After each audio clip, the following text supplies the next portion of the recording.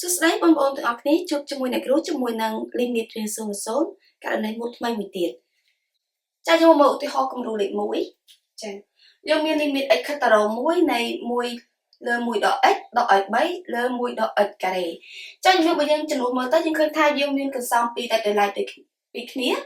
ដែលបើយើងចំនួនទៅអានេះវា1លើ0អានេះវា3លើ0ចាអញ្ចឹងមើលទៅហាក់ដូចជាអត់ជាប់រៀងlimit 0 ចាអញ្ចឹងក្នុងករណីនេះអ្នកទាំងគ្នាត្រូវតែធ្វើការតម្រូវភាគបែងជាមុនសិនអញ្ចឹងអ្នកគ្រូឃើញថា1ដក x គីបនេះចាគឺអាចប្របែកជាផុសគុណកតាបានវាត្រូវស្មើជាមួយនឹង1ដក x ចាការរំរបស់យើងមកណា a គីបដក b គីបណាបូកជាមួយនឹង ab បូកជាមួយនឹង b ការ៉េចាឬក៏យើងបែកមកបានបែបនេះណាចាអញ្ចឹងឲ្យចំពោះប្រភេទទី1យើងឃើញថាយើងមានតែកន្សោម1ដក x ខ្វះ1បូក x បូក x ការ៉េអញ្ចឹងខ្ញុំគុណថែមចាទៅជា limit x ទៅដល់1ចឹងពេលដែលយើងយកប្រភេទទាំងមូលនេះគុណថែមជាមួយនឹង1បូក x បូក x ការ៉េជួយទៅជា1បូក x បូកជាមួយនឹង x ការ៉េខាងក្រោមនេះពេលយើងគុណថែមទៅវាបានទៅជា2កតាវាទៅជា1ដក x កតាឲ្យ1បូក x បូកឲ្យ x ការ៉េខាងនេះគឺ3ចែកជាមួយនឹង1ដកឲ្យ x គីបទៅដែរបន្តមកទៀតប្រភេទរបស់ខ្ញុំទាំងពីរហ្នឹងគឺត្រូវមានភាពបែងដូចគ្នាណាចាដោយសារតែនេះខ្ញុំអត់ប្របាយតែពិតយើងអាចប្របាយចេះក៏បានដែរអញ្ចឹងខ្ញុំយកភាពបែងរួមគឺពីដុំនេះ1ដក x កតាឲ្យ1បូក x បូកជាមួយនឹង x ការ៉េចឹងដល់ពេលដែលយើងដាក់ភាពបែងរួមឲ្យយើងអាចយកភាគយកដកភាគយកបានចាយើងធ្វើការកណនាមកចាអញ្ចឹងវាទៅជា limit x ខិតទៅរក1កន្សោមរបស់យើងវា1ដក x កតាឲ្យ1បូកជាមួយនឹង x បូកជាមួយនឹង x ការ៉េចំពោះពាក្យយកអ្នកគ្រូស៊ីសងទៅដាក់តាមលំដាប់ដូចក្រេ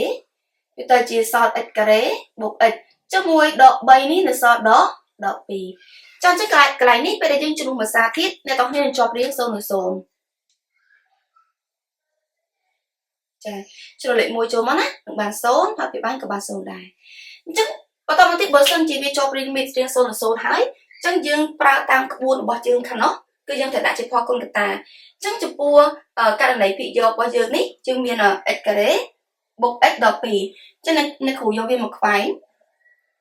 អញ្ចឹងអ្នកគ្រូយក x ការ៉េនិងដក2មកខ្វែងអញ្ចឹងយើងដឹងថាកតានាំ0របស់យើងគឺ x ដក1ណា x ខិតទៅរក a គឺ x ដក1អញ្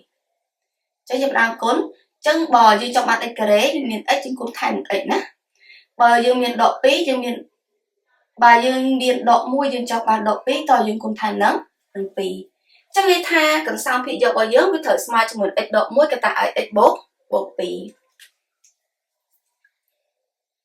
ចាអញ្ចឹងវាទៅជា limit x ខិតទៅរក1ចាភាគយកបដូរទៅជា x ដក1កតាឲ្យ x បូក2ចំពោះវាបែងយើងនៅរក្សា1ដែរទៅ1ដក x ចាយជាមួយនឹង1បូកជាមួយនឹង x បូកជាមួយនឹង x ការ៉េចាប់បន្តមកទៀតយើងពិនិត្យមើលភាសាទៀតជឿឃើញថាយើងដឹងថាកតានាំ0របស់យើងគឺ x ដក1គេណា x ខិតទៅរក1មានថា x ដក1ហើយជាកតានាំ0តែចំពោះពាក្យបែងតែតើសង្កេតឃើញយើងមាន1ដក x អញ្ចឹង1ដក x និង x ដក1គឺគិតជាកតា2ដែលខុសគ្នាអញ្ចឹងដើម្បីឲ្យវាដូចគ្នាតើតើយើងសេរីរបស់វាយើងចាប់សញ្ញាដកជាកតា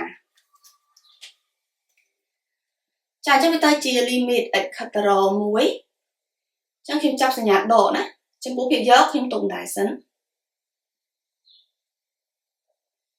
ខ្ញុំចាប់សញ្ញាដកជាកតាអញ្ចឹងពេលយើងចាប់ដកចេញទាំងពីរដងណាពីទូនេះអញ្ចឹងពេលអ្នកគ្រូចាប់ដកចេញពី x នេះ x វាមានដកយើងចាប់ដកចេញនៅសល់ x នៅសល់សញ្ញាបូកវិញដល់ពេល1នេះសញ្ញាបូកពេលអ្នកគ្រូចាប់ដកចេញវានៅទៅជាដក1វិញណាអញ្ចឹងកន្សោមនេះគឺជាកន្សោមវាស្មើជាមួយនឹង1ដក x ចា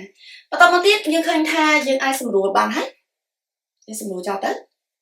ហើយបន្តមកទៀតយើងធ្វើការចំនួនលេខមីថ្មីដោយចំនួនលេខ1ចូលទៅកាន់កន្សោមដែលនៅសល់អញ្ចឹងវាទៅជា1បូក2លើ1ការ៉េ1បូក1ការ៉េចាអញ្ចឹងខាងលើខាងក្រោម ខាងលើនេះគឺយើងឃើញថា3ខាងក្រោមបូកចូលគ្នាក៏3ដែរអញ្ចឹង3លើ3គឺស្មើជាមួយនឹង1 ចឹងយើងតមកលំហាត់គំរូទី2បន្តទៀតចឹងចំពោះលំហាត់គំរូទី2ក៏ដូចគ្នាដែរយើងត្រូវធ្វើការតម្រូវពីបានជាមុនសិនចឹងយើងឃើញថា x ការ៉េដក9នេះ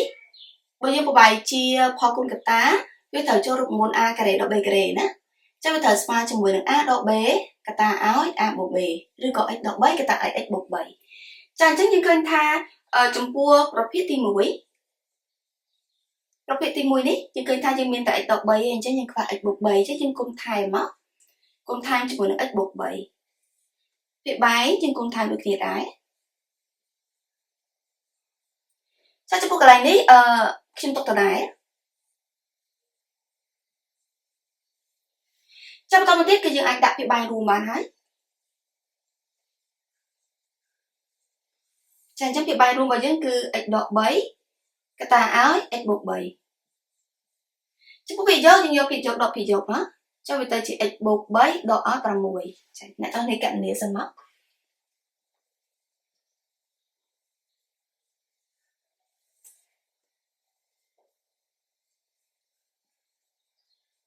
ចាអញ្ចឹងចំពោះវាយក x 3នៅទៅដែរហើយ3ដក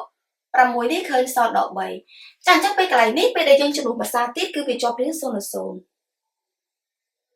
ចារៀង0 0ណាហើយលំហាត់នេះគឺស្រួលជាងលំហាត់បាញ់មិញគឺគ្រាន់តែយើងកណនាមកយើងឃើញថាយើងមានកតាដែលយើងអាចសម្រួលបានតែម្ដងកាលណា x កតារក3វាថាកន្សោមនាំ0ឬកតានាំ0របស់យើងគឺ x ដក3ណាចឹងអ្នកគ្រូសម្រួល x ដក3លើ x ដក3ក្រោមចឹងពេលដែលយើងសម្រួលហើយយើងឃើញថាភាគយករបស់យើងគឺនៅសល់លេខ1ចំពោះភាគបែងរបស់យើងធ្វើការចំណុចលេខ3ចូលទៅវាទៅជា3បូក3ចឹងស្មើជាមួយនឹង1លើ5 6ចាចំពោះការកណនាលីមីតរៀង0 0តាមរបៀបថ្មីមួយទៀតដែលយើងធ្វើការតម្រូវភាពបែងបានបញ្ចប់ហើយបើសិនជាបងប្អូនមានចម្ងល់បងប្អូនអាចខមមិនសួរនៅខាងក្រោមវីដេអូបានអរគុណច្រើនសម្រាប់ការតាមដានវីដេអូរបស់អ្នកទាំងអស់គ្នា